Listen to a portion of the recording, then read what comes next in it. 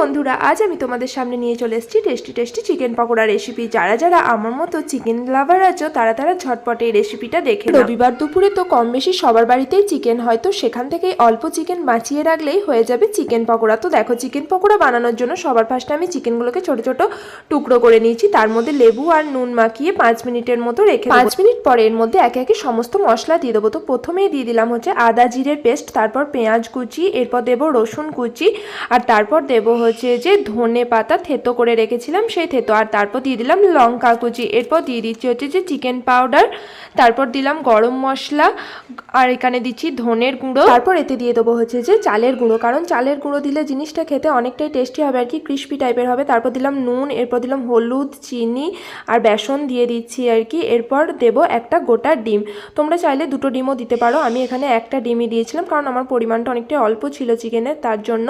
আর এটা ভালোভাবে এরপর মাখিয়ে নেব। আমি কিন্তু কোনো রকম জল ব্যবহার করব না, এই যে ডিমটা দিচ্ছি তাতেই কিন্তু আমার পুরোটা মাখা হয়ে যাবে, দিলে কিন্তু এটা অনেকটাই পাতলা হয়ে যাবে, তার জন্য কিন্তু জল ব্যবহার করবে না কোনো। আমার চিকেনটা ম্যারিনেট করা হয়েও গেছে, এরপর এটা ঢাকা দিয়ে 2 ঘন্টার মতো রেখে 2 ঘন্টা পর ফিরে এসেছি। দেখো চিকেনটা এরকম হয়েছে, আর যত বেশি ম্যারিনেট করে রাখবে আর কি তত আরও টেস্টি হবে, কারণ মশলার ফ্লেভারগুলো চিকেনের মধ্যে ভালোভাবে ঢুকে যাবে। তারপর দেখো এখানে কড়াইয়ে দিয়ে দিয়েছি হচ্ছে যে রিফাইন্ড অয়েল।